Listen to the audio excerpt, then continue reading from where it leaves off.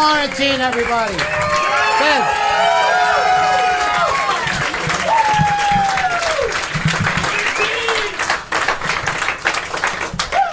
Well, it's great to have you here, dude. I'm just trying to kill time. I don't know if I got some good stories, so. Which really is your career.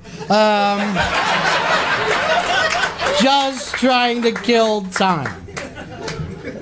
I'm one of those comics that when they tell you instead of doing 45 minutes, just do 30 tonight, I'm fucking ecstatic. I'm like, I know this shit barely works. Yeah. I don't need to keep doing it over and over again. Cut my time, please. So ambition has never played a big role. A little bit. Sometimes I feel like, but other times, like if you can get a half day at work, 45 minutes to 30, who wouldn't take that?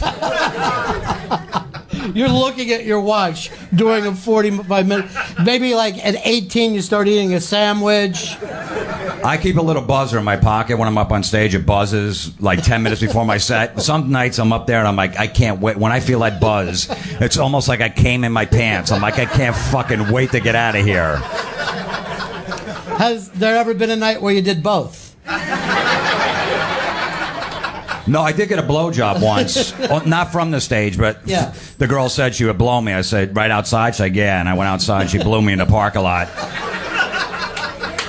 And I was hosting a show, and a guy brought up, he's like, I only have 5 minutes. Get it done quick. I go, do your act fucking 8 times. She's ugly. This might take a while. You know, I've done 100 of these interviews, and never before at my 5-minute mark have I heard. So I'm getting a blowjob right off stage.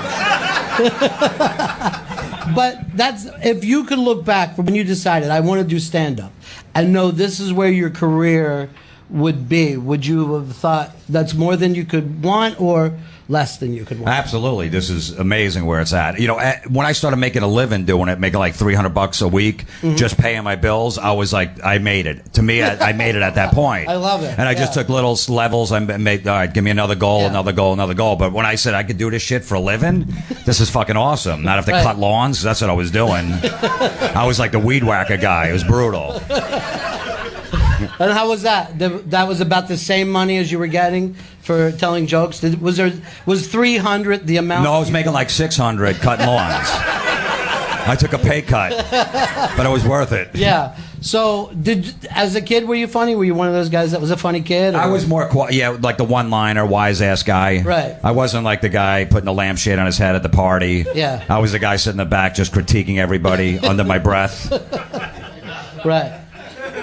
That was you. You were the guy, when someone says, dance, no one gives a shit, you were the guy who did give a shit. Yeah. And was judging people. I was the guy in the back of the class just fucking making fun of the teacher, everyone laughing. Who said that? Not me. I don't know what you're talking about. Yeah. So what made you think I could take this to the stage? I could do something with this? You know, I always wanted to be in a band. I was a big rock guy growing up. All my friends were in bands, but I just didn't have the talent for it. I tried, guitar, singing.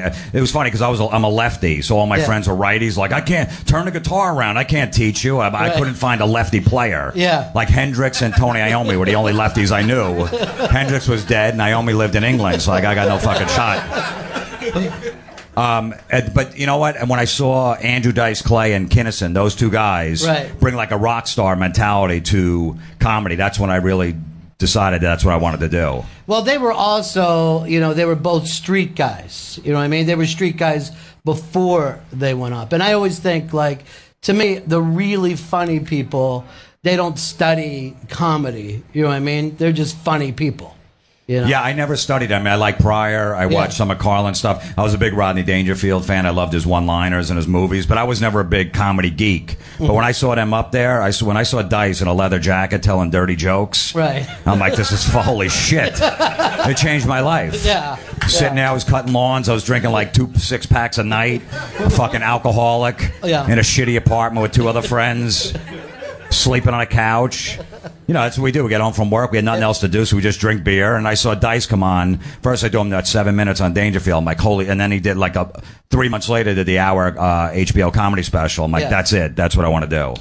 Now, how quick did you get up on stage? It took me like 2 years. Right. Because I was petrified. I'm like, I can't do this shit. Yeah. Because I'm funny around my friends, but that's a totally different thing. It is a different thing, isn't it? Yeah, so maybe a year and a half it took me to get up to get the balls to get up. I wrote a bunch of stuff. I was just afraid to go up there to perform it. Well, I remember when you did that piece, too, of like your early comedy notebook that you went back and did later, where you went back and looked at some of your material. How good of a writer were you right up front?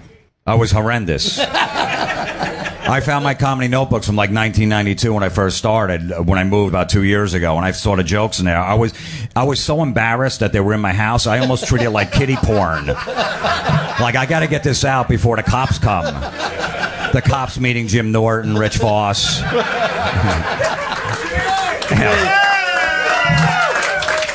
So, if there was anywhere that those guys could find those notebooks, your life would have been hell. It would have been hell. But I was doing those jokes on stage, a lot of them. Right. And I was bombing. Right. But for some reason, like a guy like Rich Voss was already established when I started. Another Bob Levy was another guy that was established.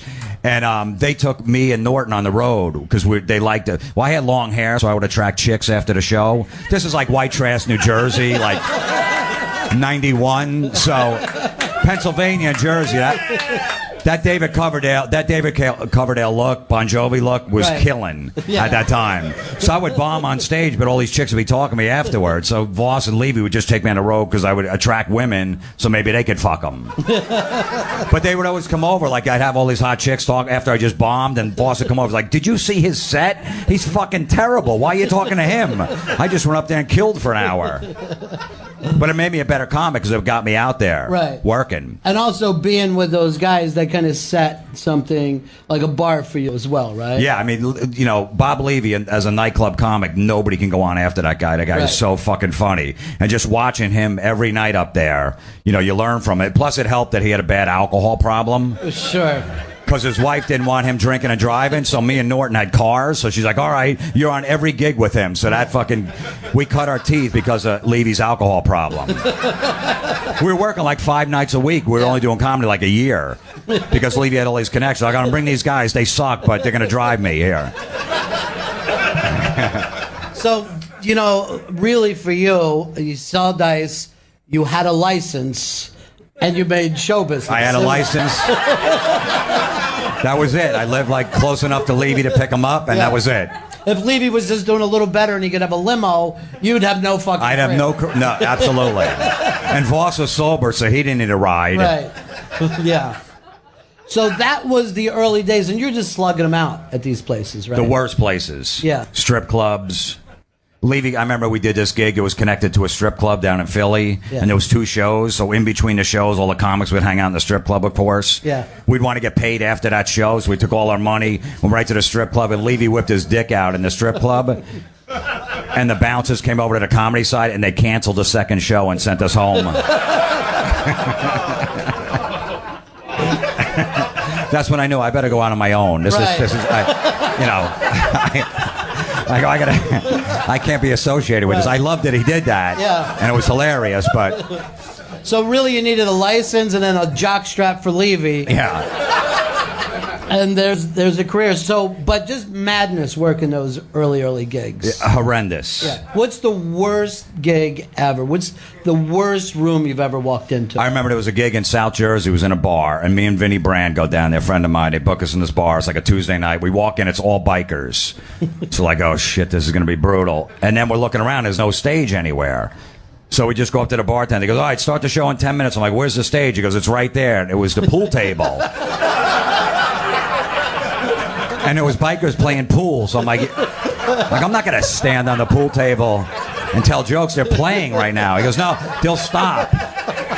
In 10 minutes, it's their last game. They'll stop. And then I'm like, yeah, but I'm not going to stand on a pool table. I go, don't worry, we got it covered. And as soon as they were done with the game, 2 bikers came out with a big piece of plywood, put it on top of the pool table, and we stood on top of a pool table. Right. One of the bikers had to lift me up to get me on the stage. And I told dick jokes for a half hour. Everything about this setup sounds like it was going to be a rape. You know what I mean? It could have easily been. There was nothing in the area. No one had known nothing. It wasn't advertised a gig. Nobody even knew there was comedy there. And then Norton would have taken it next week. You know, I do that. That is with complete love. That joke. Of course. First of all, I got Norton his first paid gig. I'm emceeing at this like rock club on Monday nights. I bring Norton in. He's a new comic. He said, I want to go up. Okay. He does these awful jokes about like raping his grandmother in church. And there was like a local booker there. He's like, that fucking kid, who is that kid? Don't put him on your stage anymore. That's horrible what he said. And of course I took a liking to right away. I'm like, this guy's a creep and a weirdo. And just that he could think of something so sick, I want to be friends with him. Yeah. And then like a month later, the same booker goes, I need someone to bring for you to open at this Holiday Inn or whatever in Jersey. I go, I got some guy. I didn't want to say his name because I knew he hated him. I bring Norton with me. He sees him. He's like, come over here. He brings me in the room because that fucking kid's a Nazi. He's not going on this stage. I didn't think he recognized it, but he did, of course. And I go, no, he changed his jokes. He's all right. He doesn't do that grandmother fucking in the church anymore. And I just told Norton, I go, dude, cut that joke out. He's like, all right, man. And he did. And then he only had 2 minutes. That's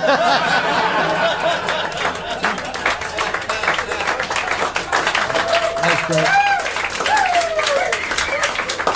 And see, here's the thing that always amazes me, is that to plenty of kids like today, you and Norton are the way that you guys looked at dice. You know what I mean? Like, I know that there's young guys out there going, these guys are doing it, I can do it, you know? Yeah, I mean, me and Norton did it a different way. We didn't go through the city originally. You know, we worked on our shit outside New York, got a good 45 minutes down, so when we were ready to hit, we had the material to back it up. And you actually thought to yourself, someday I'll go into New York, but I'm not ready yet. Yeah, I went in early and got thrown out quick. Right. They wanted nothing to do with me. But I'm always amazed when some kid like in Iowa thinks, I want to do comedy, I'll drive to L.A. and sign up at the Comedy Store. And they've never gotten up. And people do that all the time. Because once they see you once and you're not good, they won't see you for at least 3 years. That's usually the rule of thumb, like 3 years. So don't go in too early but everyone thinks they're ready. Everybody thinks they could do an HBO special in the first year because everything they write is amazing. But it's weird. Like, no kid just thinks to himself, I want to play baseball. I'll drive to Yankee Stadium. Right. I got a bat. I'll just go up and knock on the door. Yet they do that with comedy all the time. And my first big break I got on MTV. There was a comedy show called Kamikaze. Sure. So I got picked for that, right? And the only reason I got picked for that is I went to a Caroline's Christmas party. And there was a comic named Rich Francesi that was around for a while and took a liking to me for some reason. So he introduces me to Don Jamieson, who's one of my best friends now, that I didn't know he was working for MTV at the time, booking comics. So he goes over, because nobody wanted anything to do with me in New York. I couldn't get on stage. Everyone was like, who the fuck is that asshole with long hair? Get out of here. So he goes up to Don Jamieson. He goes, hey, you should take a look at this guy. He's from New Jersey. He likes strippers and heavy metal. And Jameson's like, really? What's your name? We started talking. He goes, I'm going to come see you on Tuesday at the comic strip. We're looking for new guys. Like, okay. Tuesday came. I got the gig, and that's how I got on MTV, by being a scumbag from New Jersey that likes strippers and heavy metal.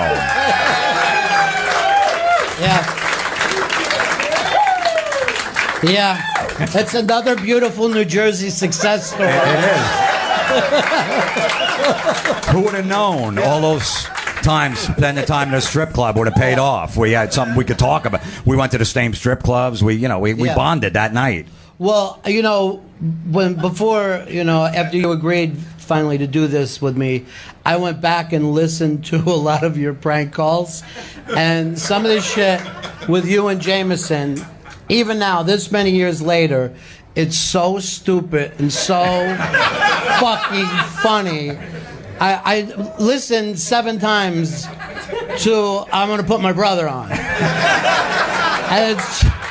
I cannot, to this day, I cannot understand why that's fucking funny. And then as soon as it was done, I would put it back on again.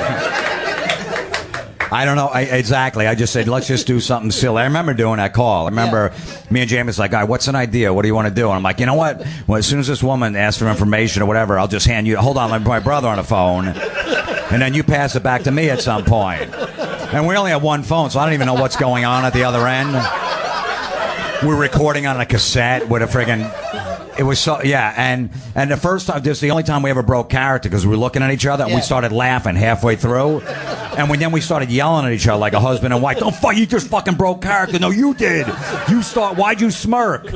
So the next time I got it, if someone calls back, let's do it back to back. So we're actually back to back so we didn't look at each other, handing the phone over each other's shoulders as we're doing that. And I could feel Jameson shaking his back like this because it was so silly. So were you guys living together then? No, we weren't, no. No, he would just come over. I'm like, hey, you doing anything? All right, let's just sit here and wait for the phone to ring. We had nothing going on. We had no girlfriends, no family, no life, nothing. Right. And it's hard to believe that's a fucking career move, you know? I mean, it really is funny as shit. No, that actually made... I remember doing the first time I did that special ed character. I remember because I was living with Jim Norton at the time, and, you know, he would come in at like 8 in the morning because he was out with prostitutes all night. Which there was one rule in the house: don't bring any hookers in the apartment. Well, you were strict. Yeah, I didn't want to cock block them, but I'm like, look, I don't know, they might steal my Metallica records. There's some rare ones I have. Safety first. So what Norton used to do, we used to pull up in the driveway and then put one of those friggin' white sun visor shields in the windshield and get blown in the car, because he knew like if you were on private property you couldn't get arrested by a cop with a prostitute in the car. He looked that up. And it was the goofy one, like with the big sunglasses. It was one of those shitty ones. I hear him back up like 3 in the morning. I look out there. He'd be fumbling and putting it up. Oh, my God, he's getting blown again. That's unbelievable. So you guys were living together. We were living together, but so I remember one of the calls called, and I said, let me just act like a retard. Right. And see if they'll stay on the phone. So I just went, yay, I liked it, yay. I know you're not supposed to say retard anymore. I hope I don't get fired. I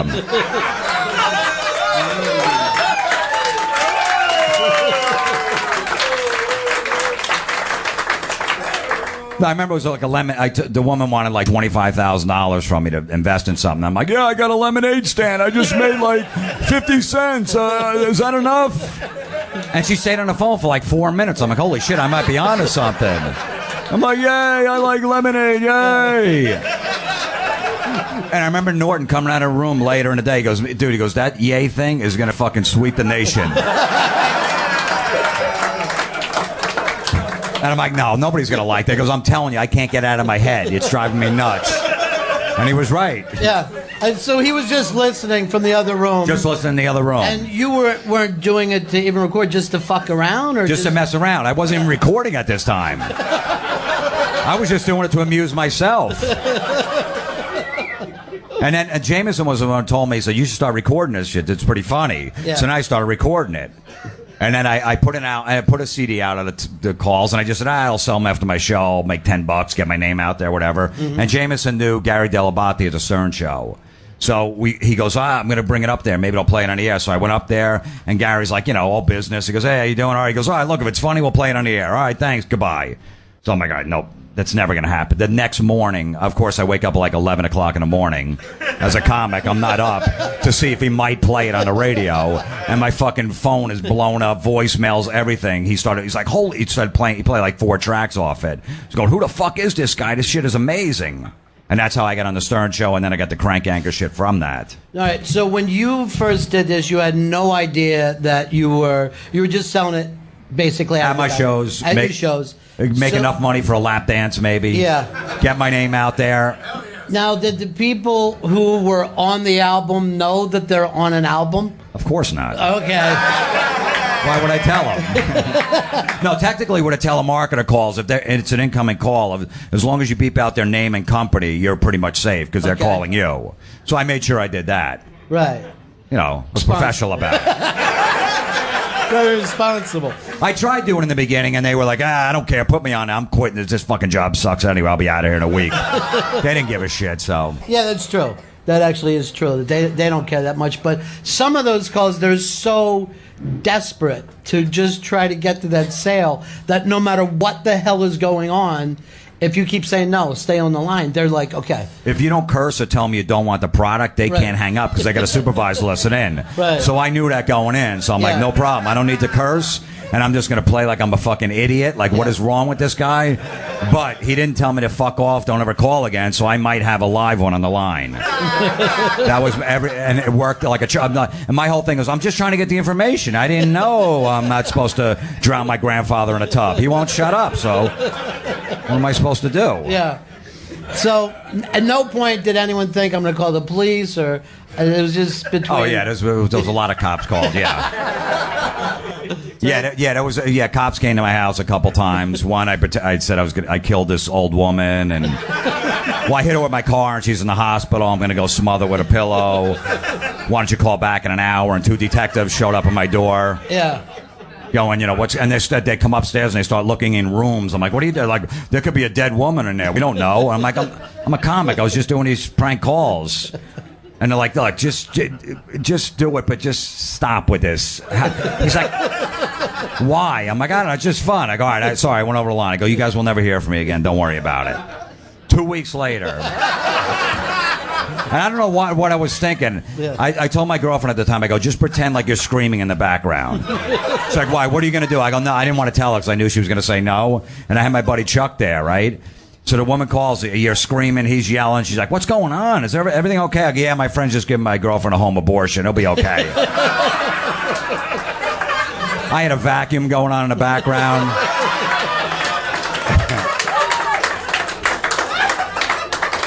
And she's thinking, let me call back because you sound like you're busy. Oh, no, he's doing it. Don't worry about it. He's got a tool chest. He said he knows what he's doing. I'm just trying to save a few bucks around the holidays, you know. And she actually stays on the phone as this horrific thing is going on in the background. Finally, she hangs up, but then I forget, and I leave the house. My girlfriend's like, you're a fucking asshole. You're going to hell. Why would you do that? We won't go to get coffee or whatever, me and my buddy Chuck. An hour later, I come back. My door is busted down. And all my neighbors are out front. I go, what happened? I go, the cops are here. They were looking for it. I go, for what? He goes, there was a 911 call. And I'm like, holy shit. The woman had my address in front of me once again. I'm an idiot. I didn't even realize that they could trace her. So she thought there was abortion going on. Calls the local cops in my town. They come to the door and no one's there. So they kicked in the door and fucking knocked it down to look upstairs, make sure nobody was bleeding. So I go to the police station like an idiot. I go, let me just tell them it was just a joke. I walk in. It was the same 2 cops. From 2 weeks ago. They go, what the fuck is wrong with you? And I'm like, I don't know. He goes, you don't think giving your girlfriend a home abortion, you don't think there's a problem with that? I'm like, I guess. I don't know. And then I'm just trying to be funny. I go, look. He's like, well, that woman left work. She was so upset. I go, look, I gave her a half a day of work. Look at the bright side. But I was actually facing 6 months in jail because of that call. Right. Yeah, I got a disorderly conduct ticket, like the worst kind. I guess, I don't know, there's different colors or some shit. Yeah. I had to get a lawyer and go to court in a packed courthouse, and the judge is reading the call. Like, you did a call where you pretended you're giving your girlfriend a home abortion with a vacuum going on in the background and her screaming, and you think that's funny? I'm biting my lip, the bottom of my lip, like, I don't know what I was thinking. You're on Comedy Central? Is that what Comedy Central think is funny? The whole courtroom's fucking groaning at me like, what a piece of shit, like I just killed somebody. I got like a $500 fine, 6 months of community service, and then walked out as everybody was hissing at me. Right. And then when I got as soon as I got out the door, I'm like, that was fucking hilarious. Yeah. It would have. I think maybe a better payoff is if you had to do the 6 months and then fucking explain to everybody else. Yeah. You're in there with rapists, murderers, one prank caller in the middle of everybody. It's so you're right. Crazy, man. So when Stern first plays it, is the first time really people get to hear the shit that you've been doing for a while, right? Yeah. And how did that change everything that was going on with you? Well, that was right at the point where Jack and the Joke Man left the show. Mm-hmm. So they were starting to have unknown comics come in and sit in. There was guys like Doug Stanhope, Fitzsimmons, Artie Lang, me, Carolla, Kimmel. And I started sitting in and whatever. And next thing I know, I went from like doing shitty firehouses in Jersey to like doing improvs. Because he would just play. Well, no. I went to Pittsburgh this time. But just from him plugging the gigs. But what happened was like 6 months in, Kimmel and Carolla were doing a man show at the time, and they were starting up Crank Anchors, and they were looking for guys that did prank calls, and they heard my shit on the Stern Show, got in touch with my manager, go, look, we want that guy on our show. They had no idea who I was. So I was like the only unknown to get on that show because they had some major stars on there: Tracy Morgan, Sarah Silverman, Attell, Dennis Leary, Chappelle. You know, so everybody was pretty much established at that point. But you were really on because they just loved some of these calls that they heard. They loved the characters, yeah. And they loved the characters I was doing, the special ed, especially. I go, we're gonna make a puppet out of this guy. I go, people are gonna fucking hate this. I'm doing a retarded guy. How are they gonna like it? They go, no, they're gonna love it. I'm like, all right, whatever. You guys take the heat. And that was one of those things that happens where, you know, that show runs on TV, and a day or two later, all the kids in the country are doing that voice and getting in trouble in school for it. Yeah. Because they're, and everyone's like, that's not funny. They're like, literally, we're yelling at kids what you're doing. You're saying something a professional comedian says, and that is not funny. You must stop that. I remember my manager at the time was managing Greg Giraldo too, and he's like, I don't know. He goes, 2-year-olds laugh at your humor. Why should I manage you? Greg's got a great career. He's doing the Tonight Show every 3 weeks. He's a smart comic, and my 2-year-old is laughing at your comedy. It really did hit, you know, kids. It's odd. Yeah. I mean, a lot of your fans could have never come and see you. Absolutely. Because they were in bed already by the time the show started. Absolutely. And I'll tell you, well, when it hit, what happened was there was one publicity photo I took with the puppet when they had the premiere. Standing next to the puppet. So now all of a sudden it's on the internet, so the Improv grabs that shot and puts it in front of their club and advertises on their website that I'm coming with a puppet. So there's lines of fucking kids with their parents outside these improvs thinking I'm going to do a puppet show. And I'm up there, and if everyone's yelling and shit, like, all right, maybe a couple minutes they'll bring out the puppet. And I'm trying to, you know, it was almost like the Chappelle show with them yelling, Rick James, bitch. They're like, yay, I got man. I'm like, all right, I get it. And then finally people are like, where's the puppet? I go, there's no fucking puppet. I remember a guy like 60 years old in the front. He's like, where's the puppet? I go, dude, you're a fucking 60-year-old man. You really need a puppet up here? I go, close your eyes and I'll do the voice. But a lot of people were walking out of my shows because they really thought I'm up there making fun of the homeless, basically, like an opening bit. And people are like, oh, my God, I thought this was a puppet show. We want our money back. Right. So I probably lost like 30% of the crowd. But the 70% that came, like, oh, man, this is funny. So they dug it. But I definitely took a hit. And the improvs were freaking out. I go, it's your fucking fault. Put a different picture up there. I'm not doing a puppet show.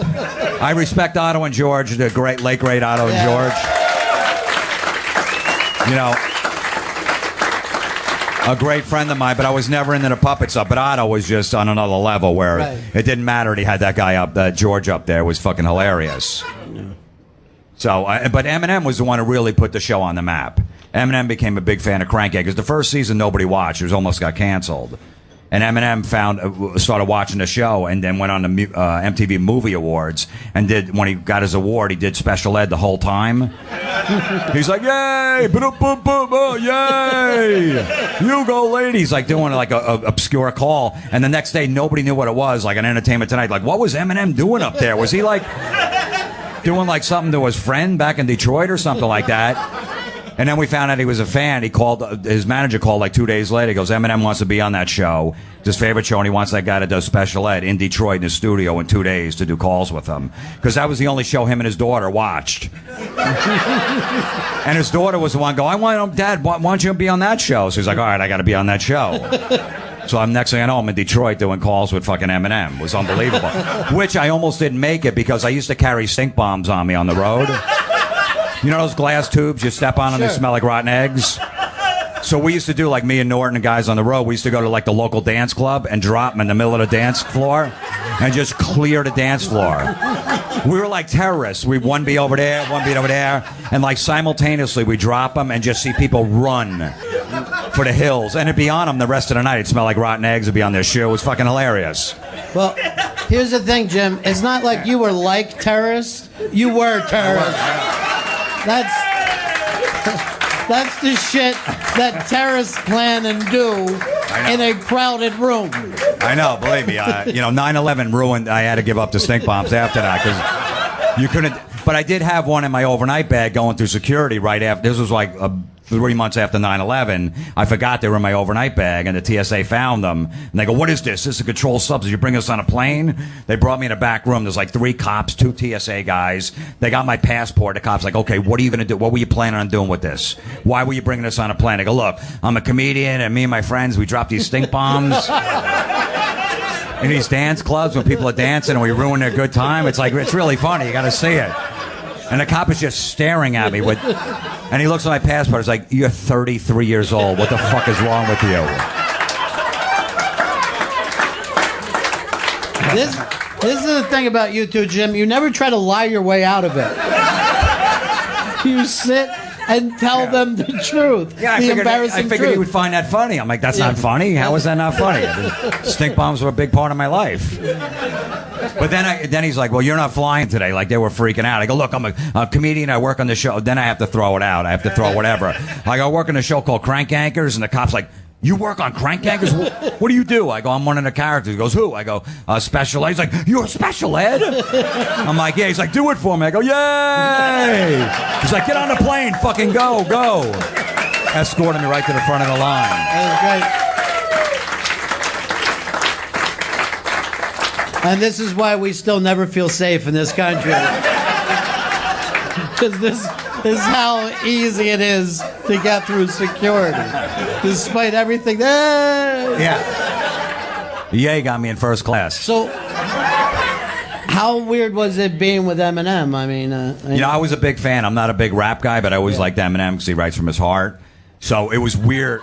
No, he does. No, he doesn't do. I got my bling. I'm in the club. Right. I got my bitches. I got my hoes. Right. One song he writes about how much he hates his wife and he wants to kill her and chop her up and throw her off a cliff.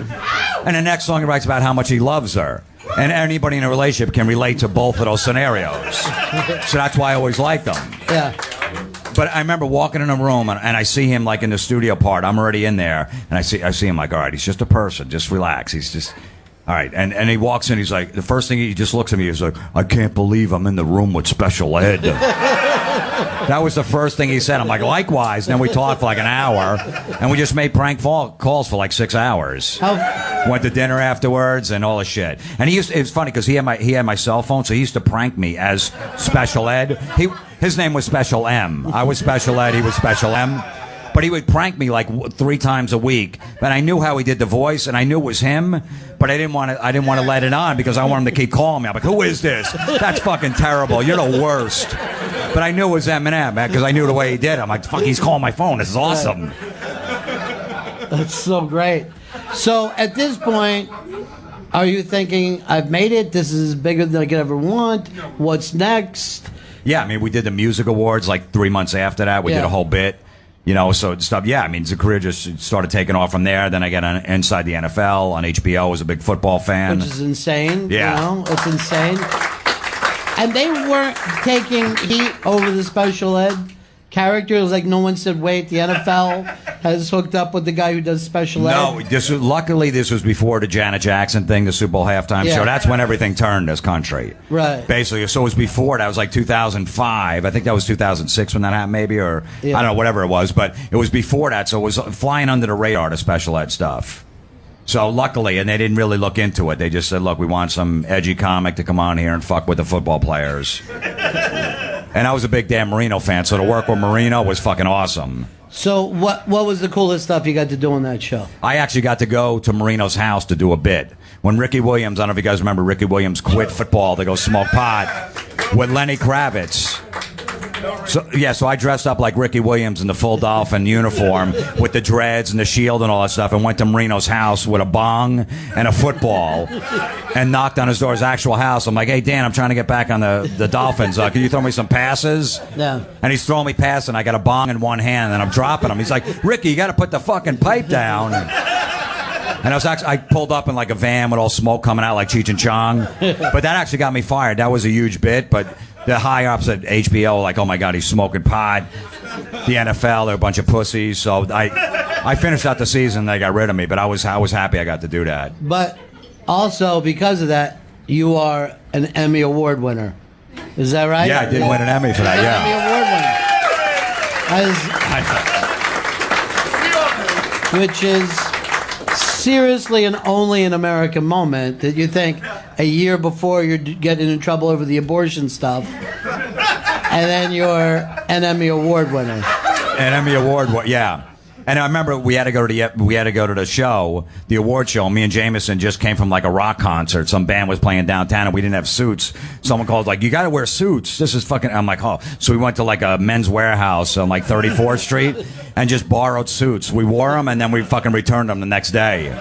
I tucked the tags in on the side and brought it back. I love that you call that borrowing. You're right. So that was like, here's your Emmy, now you're out. You're fired. Pretty much, yeah. They're like, yeah, we want you to, we're not going to go with a comedian next year. We're just going to, we're not going to do those bits.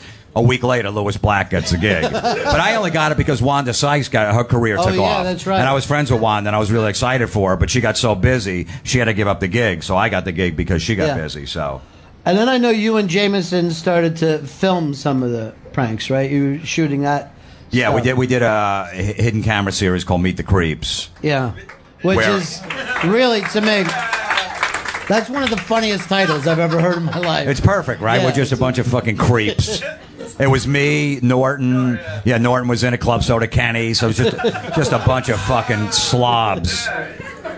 Just fucking with people, yeah. And Comedy Central, actually, they had a broadband channel on the internet they were starting. Mm-hmm. So our show was on there. We started from there, and then they said, maybe you'll make the TV, maybe you'll actually make Comedy Central. And we did a pilot for Comedy Central, but it didn't get picked up. They said the shit was too mean. What actually offended them a little bit? What did they think? Well, we did this one bit. There was an abortion clinic near my house. Again, with the abortion. Yeah. And it's a theme. Meanwhile, I never got a chick pregnant where I had to get an abortion, so I don't know where this is coming from. Hold on, I'm listening. I always had good timing. Yeah. Oh, timing. Yeah, timing. Yeah. I never got drunk enough where I was like, oh, fuck, that might have been a little late. Yeah. Well, they say that timing is the most important thing in comedy. It is. And, pulling. So they thought it was too creepy. Too much. Yeah, there was so every Saturday these protesters would be outside the abortion clinic. So I was like, this is perfect. So I pulled up there. We pulled up their hidden camera. I had a girl in the car. She had a pillow on the shirt like she's pregnant. So we pull up right in front of the protester. She gets out. I get out. I'm like, get in there. She's like, no, I want to keep my baby.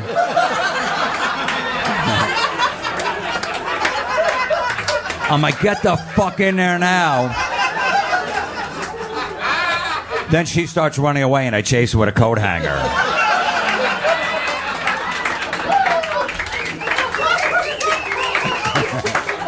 And for some goddamn reason, the suits at Comedy Central failed to see how marketable that idea was. They told us, go to the next level. Go way out there. There's no line. I go, really? There's no line? No line. All right. But obviously there was. Yeah, there's a line. You know what would have been great? Would be to have a camera on those executives when they watch that shit the first time. Yeah, they're like, what are we doing with this? We just, How do we get out of this? And then, here's what I think is so great about your career. Number one, you didn't seem like you pushed it or had this plan, and you keep going from one gig to the next, and, but then you end up, after all this, doing something that you really love, being involved in heavy metal, which is just crazy and unexplainable. My whole childhood was basically making prank calls because I was always grounded. So I had nothing else to do, so I just pick up the phone and fuck with people. Yeah. I remember one of the first ones I did, me and my buddy Tony. I don't know, he was upstairs and I was downstairs, and we're just calling, and as soon as a woman would answer, like, how big are your tits? That's what we came up with. I don't know, we thought that was funny. Yeah. So I'm downstairs and I'm doing a dial, and he's upstairs. So I see Mom's work number, and we were at his house. So I call the work number, and his mom was a secretary. So she picks up. She's like, hello? He's like, how big are your tits? She's like, Tony? Is this Tony? He fucking hung the phone up, chased me down a block. But I remember I was like, I did that my whole childhood, and I listened to heavy metal because my older brothers were into it. So me and Jameson are doing comedy. We're driving back from these road gigs, and we hear Eddie Trunk on the radio every Friday night doing a heavy metal show right here in New York. And we're like, man, we never met him before. We didn't know who he was. Like, man, this guy likes the same shit we do. Holy shit, this is weird. How do we not know this guy? We meet him at a concert. We're like, hey, we're comics. He goes, oh, come up my show. Sit in if you guys know metal. We sat in, and then Eddie's like, hey, man, I'm going to pitch this show. We're going to just do a talk show for VH1. He had a connection there. And they brought us in. And next thing you know, we did a pilot with like Lita Ford. We're like, all right, this is... You know, I'm like, Lita was out of the business for like 17 years. Yeah. She was living on an island. She married like a billionaire, raising 2 kids. And her first comeback was our show. And like we did 1 episode and people loved it. And they were like, all right, we're doing it. And now that was 6 years ago, 130 episodes. And we're still going strong. Unbelievable, man. Unbelievable. And see, that's the weird thing about show business. Here's one show that you're pushing, you're pimping, you're trying to make it work, and the next show you just kind of fall into, and that's the one that sticks, you know? You never know. Even the Crank Anchors thing. Even when they told me that my manager calls to go, hey, they want you on this show, Crank Anchors. What you're going to do is you're going to make prank phone calls, and they're going to recreate them with puppets. I'm like, that's the fucking worst thing I've ever heard. I'm like, nobody's going to like that. Yeah. He's like, yeah, well, Kimmel and Carolla are guaranteed 6 episodes. So the only thing I'm thinking is Norton, Voss, the late, great Patrice O'Neill, Keith Robinson.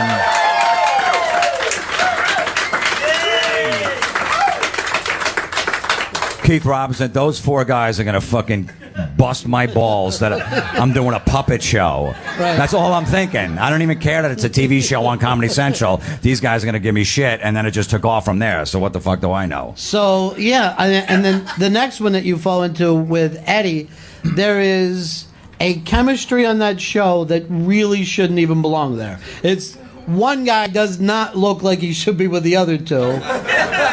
And he's the actual music guy, and for some reason that show just really works. It's a really great, fun, positive. Eddie was working up there at VH1 for a while, and they just said, all right, if you're going to do this show, we want 2 guys that are going to bust your balls. Is that right? Yeah. They wanted that, yeah. And Eddie's like, I got the 2 perfect guys. And they showed him our Meet the Creep stuff. Like, all right, these guys are fucking assholes. Right. We want them. But because of that, you kind of learned to become an interviewer too. I mean, when you and Jameson are on that show, you rarely go for the joke. You're more talking about music, and then the joke comes in about each other. But I never see you guys really pound any of the acts or anybody that comes No, because I know if we got like Steve Harris from Iron Maiden was on our show, that guy doesn't do any press. Yeah. But luckily he was in the States and at the time in California at a solo album. I'm thinking if I'm at home, I don't want some fucking comic on there cracking one-liners. I want to know what Steve Harris thinks about the old singer, what's going on now. I'm like, shut the fuck up, dude. I get it. You're funny. That's the way I look at it when I'm doing these interviews. All right, people know I'm a comic, but... You know, we got a Brian Johnson from AC/DC on there. Let him tell stories. Yeah. I don't need to jump in. I don't need, I don't have that much of an ego where I go, no, look at me, look at me. He's the singer AC/DC. We're going to look at him. Well, that's the beauty of that. No matter what happens, you're there again the next week because you're not making it about you. You guys are making it about the music. And it's on VH1 Classic just all the time, It's great because if that show was on NBC, it'd be shown once and then maybe one other time, repeats in the summer. Right. VH1 Classic got no other program besides... Yeah. Besides like fucking, rescue dogs for like 45-minute commercial. Yeah. They got their Ginsu knife or some shit I think they're still showing. They show pop-up video from 1991. Right. So they just show our show over and over again. So it's great. It's constantly on, so it helps us with the exposure. Well, it is. It's terrific. And you're working with Eddie, who's one of these guys, and he was like the first guy I met when I came to New York. And he always thinks that the plane is going to crash. No matter, he is like, there's some people like glasses half full. Eddie's like, it's half, empty but filled with piss anyway. But I'm still drinking it. Why I bitch about it.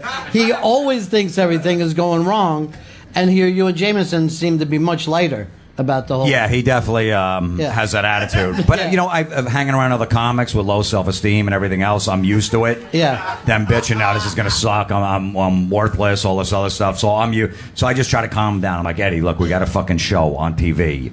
Who gives a shit? If they're going to bug us about something, who gives a fuck? Right. So I try to calm him down like that with that. But yeah, He's very high strung. He is, yeah. But one of the nicest guys. Seriously, without a doubt. I mean, he is about the best person that you can meet, but he's always sure everything's going to just fall into the earth, and there's nothing you can do about it.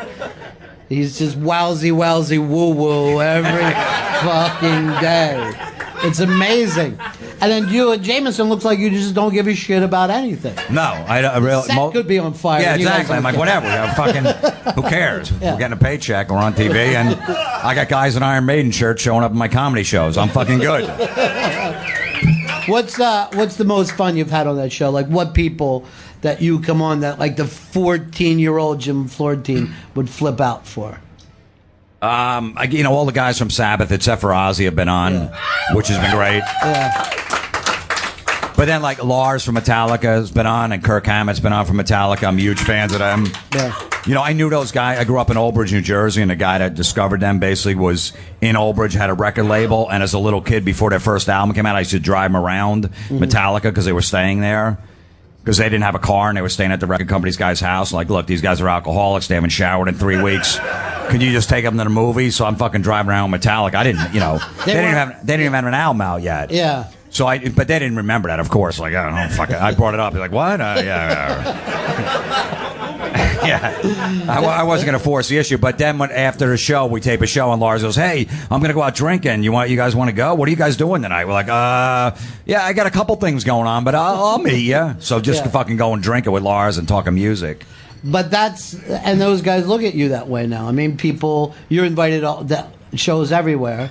Yeah, and then they had their own festival, Ryan Fest, down in Atlantic City, where they had a comedy tent. So, and they picked me and Jameson and Jim Brewer and Shuley as the 4 comics go up and perform. So basically, Lars introduced me on stage. That's cool. So I basically opened for Metallica, technically. They were on the bigger stage, but I was still there on the same day. The heavy metal audience normally isn't thought of as a comedy audience. What do they like to work in front of? They were actually good. I was surprised because we had to do like a half hour. Yeah. And I'm like, how am I going to do a half hour in front of these people? They stood, standing too. You don't want people standing when you're doing comedy. Yeah, right. That's the worst. They're miserable. It's hot. It was in July in Atlantic City in a friggin' airfield. Yeah. Old shitty airfields, 100 degrees. But they were amazing. An amazing crowd. Yeah. That's but I've great. done a lot of shitty gigs opening for bands too. Like, what was the worst for you? I went on tour with Slayer, Megadeth, and Anthrax. For a month on a tour bus. Yeah. And it was brutal. Yeah. I loved it. It was a challenge, but I'm doing arenas, trying to do comedy in front of Slayer fans. It's 99% angry white males that like Slayer. Yeah. And really, at that point, you're thinking to yourself, I wish I was back on top of that pool table.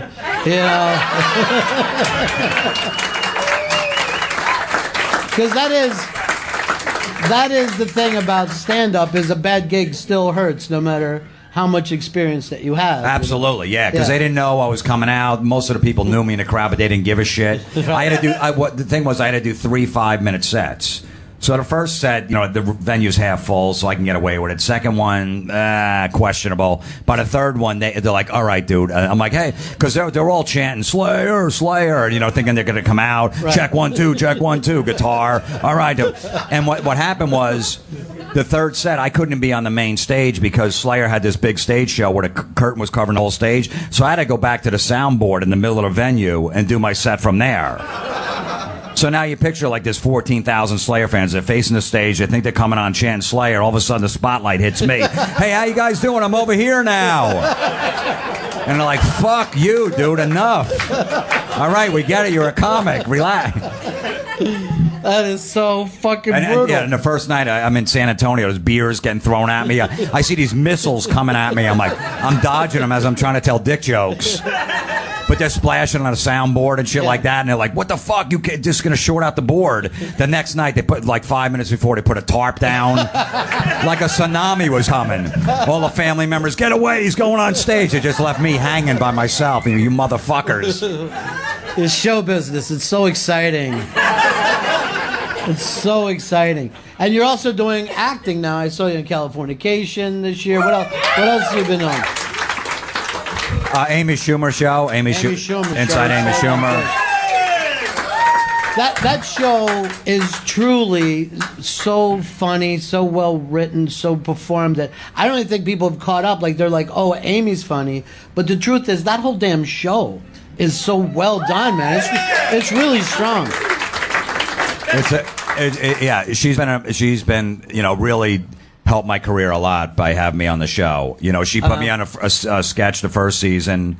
And from that, I got the Californication gig. Is that right? Yeah, because they want to see that you did something besides like a little fucking shitty independent film that your friend did. Oh, I got this clip. I did my college guy. He knows what. Yeah, and I did Beer League, but it wasn't a good clip. I was in Artie Lang's Beer. I was the catcher, but I had my mask on, so you just hear my voice. So that wasn't a good clip to show. But the Amy Schumer show got me to Californication. It also got me on Girls, too, because Judd Apatow knew me from Amy's show, so I got a part on that this season, too. So she's been amazing for my career, and she's great. She's great to comics, too, you know what I mean? She really takes care of them. She respects the older comics, the guys that have been around for a while. She's not this new and upcoming, comic that go, oh, fuck those old guys. I'm the new person. So well, when you just look at your work in abortion jokes alone, the legacy stands, Jim. See, of course she's going to respect. Yeah, maybe that's what it is. Yeah, me, Norton, and Bobby Kelly. She's like, I got scumbag friends. I like that. Yeah. But that is, it's really well done. The show is really, really well done, really well written, well performed. It's terrific. Then Californication, they brought you in to kind of glare at the star for a half an hour, which was great. Because you look like, this is the thing about you, you look like you're going to beat someone up all the time. But you're not kind of a fighter. That's not your I've been in a fight since sophomore year in high school. Yeah. But yeah, I do. Yeah, I walk around. It's better to walk around like that because then people are like, I don't know what the fuck's wrong. What's wrong with him? My wife says the same thing. Not that I'm going to beat her up, but she's like, why are you so angry? I'm like, because you're here? That was a joke. Yeah. Now, you're very happily married. Yeah. But I've heard you talk about this before. You would always be attracted to girls that were somewhat troubled. Yeah. That was your thing, or that was my thing. Yeah. What was? Where did that come from? I think I got that from my mom. My mom was real religious. Mm-hmm.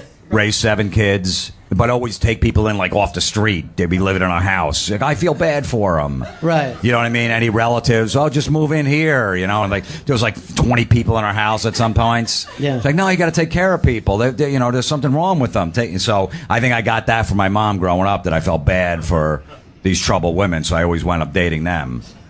And that's why I'm friends with a guy like a Jim Norton and a Rich Voss. Troubled men. I got attracted to that. As soon as I heard Jim Norton say, I'm fucking my grandmother in church, I'm like, I want to be best friends with this guy. Yeah. There's something wrong with him. When you get sober at 18, you got fucking problems. He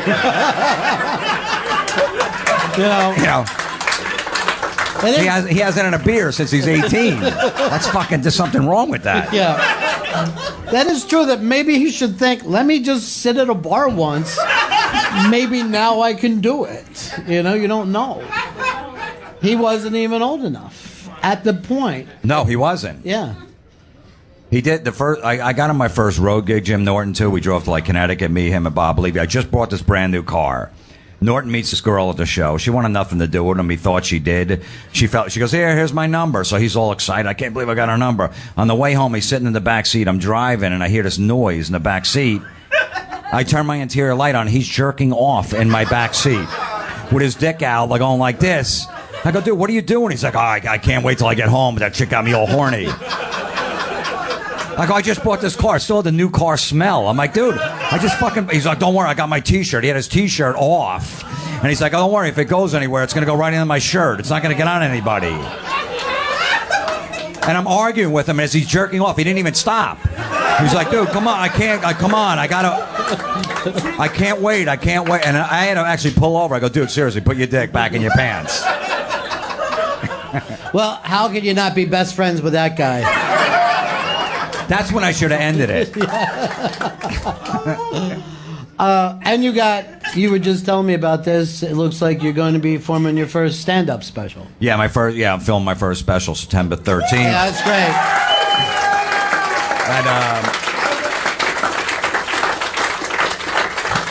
George Street Playhouse in New Brunswick, New Jersey. Tickets just went on sale today. So it's fantastic, man.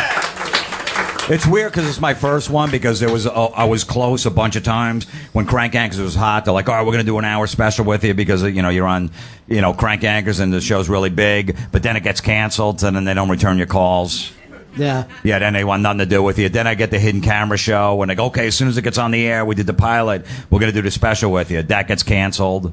And then they were ready to do it, and then all of a sudden, Jim Norton was doing his HBO Down and Dirty show, and they picked me to do the show. I was like the first comic they picked. They go, look, don't go to Comedy Central and, go do stuff with them. I go, fuck them. They made me wait, and they fucking pulling shit on me. I'm doing HBO. So Comedy Central's like, look, we're ready to give it to them. I'm like, fuck you. I'm doing HBO with my buddy Jim Norton, so we'll see where this one goes. You'll see where it goes. Yeah. Well, I'll tell you this. Stand-up comic, radio host, TV host, actor, getting his first special, and really one of the real good guys. So glad to have you here tonight. Right here in New York City at the Stand, Jim Florentine. Thank you. Thank you so much. So we just go up to the bartender. He goes, all right, start the show in 10 minutes. I'm like, where's the stage? He goes, it's right there. And it was the pool table. And it was bikers playing pool. So I'm like I'm not going to stand on the pool table and tell jokes. They're playing right now. He goes, no, they'll stop. In 10 minutes, it's their last game. They'll stop. And then I'm like, yeah, but I'm not going to stand on a pool table. I go, don't worry, we got it covered. And as soon as they were done with the game, two bikers came out with a big piece of plywood, put it on top of the pool table, and we stood on top of the pool table. Right. One of the bikers had to lift me up to get me on the stage. And I told dick jokes for a half hour. Everything about this setup sounds like it was going to be a rape. You know what I mean? It could have easily been. There was nothing in the area. No one had known nothing. It wasn't advertised, a gig. Nobody even knew there was comedy there. And then Norton would have taken it next week. I do that. That is with complete love. That joke. Of course. First of all, I got Norton his first paid gig. I'm emceeing at this rock club on Monday nights. I bring Norton in. He's a new comic. He says, I want to go up. Okay. He does these awful jokes about raping his grandmother in church. And there was a local booker there. He's like, that fucking kid, who is that kid? Don't put him on your stage anymore. That's horrible what he said. And of course I took a liking right away. I'm like, this guy's a creep and a weirdo. And just that he could think of something so sick, I want to be friends with him. Yeah. And then a month later, the same booker goes, I need someone to bring for you to open at this Holiday Inn or whatever in Jersey. I go, I got some guy. I didn't want to say his name because I knew he hated him. I bring Norton with me. He sees him. He's like, come over here. He brings me in the room because that fucking kid's a Nazi. He's not going on this stage. I didn't think he recognized him, but he did, of course. And I go, no, he changed his jokes. He's all right. He doesn't do that grandmother fucking in the church anymore. And I just told Norton, I go, dude, cut that joke out. He's like, all right, man. And he did. And then he only had 2 minutes.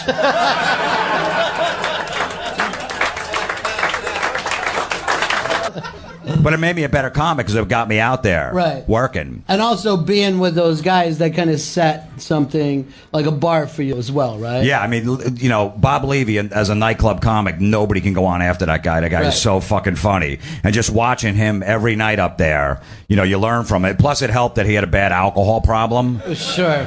Because his wife didn't want him drinking and driving, so me and Norton had cars. So she's like, all right, you're on every gig with him. So we cut our teeth because of Levy's alcohol problem. We were working 5 nights a week. We were only doing comedy a year because Levy had all these connections. I got to bring these guys. They suck, but they're going to drive me here. So, really for you sell dice, you had a license, and you made show business. I had a license.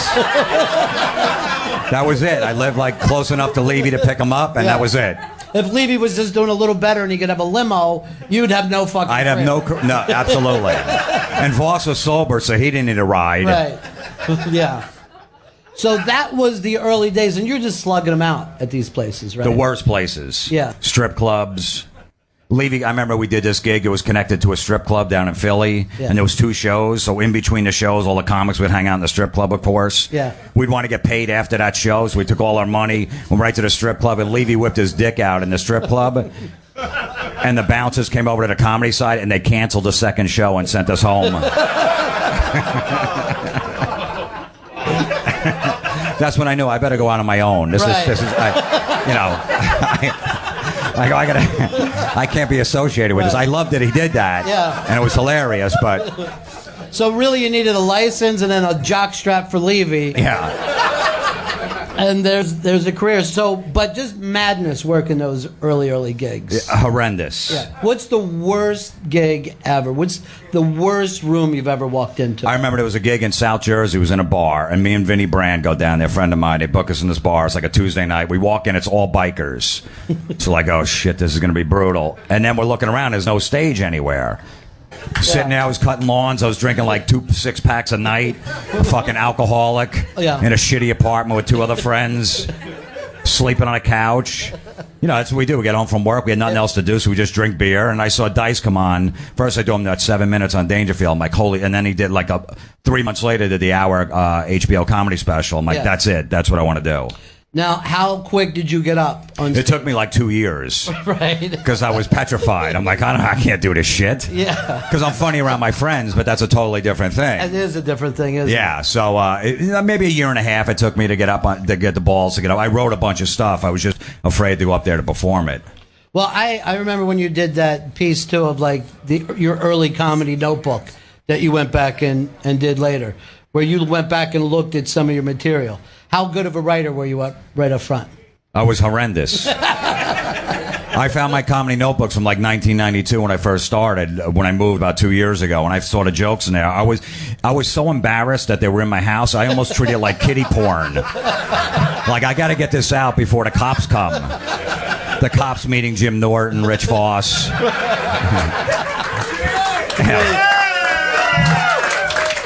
So, if there was anywhere that those guys could find those notebooks, your life would have been hell. It would have been hell. But I was doing those jokes on stage, a lot of them. Right. And I was bombing. Right. But for some reason, like a guy like Rich Voss was already established when I started. Another Bob Levy was another guy that was established. And they took me and Norton on the road because they liked it. Well, I had long hair, so I would attract chicks after the show. This is like white trash, New Jersey, like 91. So Pennsylvania and Jersey, that David Coverdale look, Bon Jovi look, was killing at that time. So I would bomb on stage, but all these chicks would be talking to me afterwards. So Voss and Levy would just take me on the road because I would attract women, so maybe they could fuck them. But they would always come over, like I'd have all these hot chicks talk after I just bombed, and Voss would come over, like, did you see his set? He's fucking terrible. Why are you talking to him? I just went up there and killed for an hour. Like $300 a week, just paying my bills. I was like, I made it. To me, I made it at that point. I love it. And I just took little levels and made, all right, give me another goal, another goal, another goal. But when I said I could do this shit for a living, this is fucking awesome. Not have to cut lawns. That's what I was doing. I was like the weed whacker guy. It was brutal. And how was that? That was about the same money as you were getting for telling jokes? Was $300 the amount? No, I was making like $600 cutting lawns. I took a pay cut, but it was worth it. Yeah. So, as a kid, were you funny? Were you one of those guys that was a funny kid? Or? I was more, like the one-liner, wise-ass guy. Right. I wasn't like the guy putting the lampshade on his head at the party. Yeah. I was the guy sitting in the back just critiquing everybody under my breath. Right.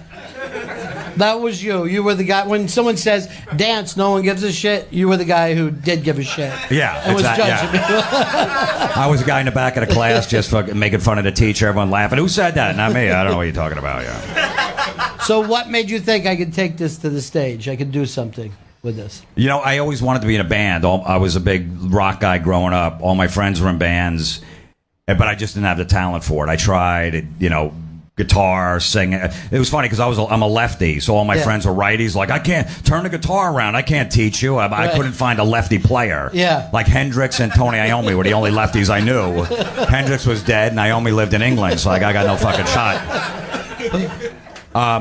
But you know what? And when I saw Andrew Dice Clay and Kinison, those two guys bring like a rock star mentality to comedy, that's when I really decided that's what I wanted to do. Well, they were also, they were both street guys. You know what I mean? They were street guys before they went up. And I always think, like, to me, the really funny people, they don't study comedy. You know what I mean? They're just funny people. You know? Yeah, I never studied. I mean, I like Pryor. I watched some of Carlin stuff. I was a big Rodney Dangerfield fan. I loved his one-liners and his movies, but I was never a big comedy geek. But when I saw them up there, when I saw Dice in a leather jacket telling dirty jokes, right. I'm like, this is holy shit. It changed my life. Yeah.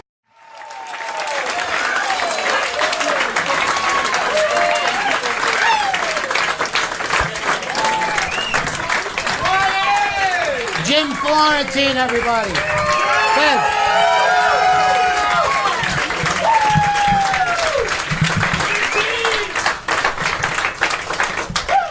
Well, it's great to have you here, dude. I'm just trying to kill time. I don't know if I got some good stories. So, which really is your career. Just trying to kill time. I'm one of those comics that when they tell you instead of doing 45 minutes, just do 30 tonight, I'm fucking ecstatic. I'm like, I know this shit barely works. Yeah. I don't need to keep doing it over and over again. Cut my time, please. So ambition has never played a big role. A little bit. Sometimes I feel like, but other times, like if you can get a half day at work, 45 minutes to 30, who wouldn't take that? You're looking at your watch during a 45 minutes. Maybe like at 18 you start eating a sandwich. I keep a little buzzer in my pocket when I'm up on stage. It buzzes like 10 minutes before my set. Some nights I'm up there and I'm like, I can't wait. When I feel that buzz, it's almost like I came in my pants. I'm like, I can't fucking wait to get out of here. Has there ever been a night where you did both? No, I did get a blowjob once. Not from the stage, but the girl said she would blow me. I said, right outside? She's like, yeah. And I went outside. She blew me in the parking lot. And I was hosting a show, and a guy brought up, he's like, I only have 5 minutes. Get it done quick. I go, do your act fucking 8 times. She's ugly. This might take a while. You know, I've done 100 of these interviews, and never before at my 5-minute mark have I heard, so I'm getting a blowjob right off stage. But that's, if you could look back from when you decided I want to do stand-up and know this is where your career would be, would you have thought that's more than you could want or less than you could want? Absolutely. This is amazing where it's at. You know, when I started making a living doing it,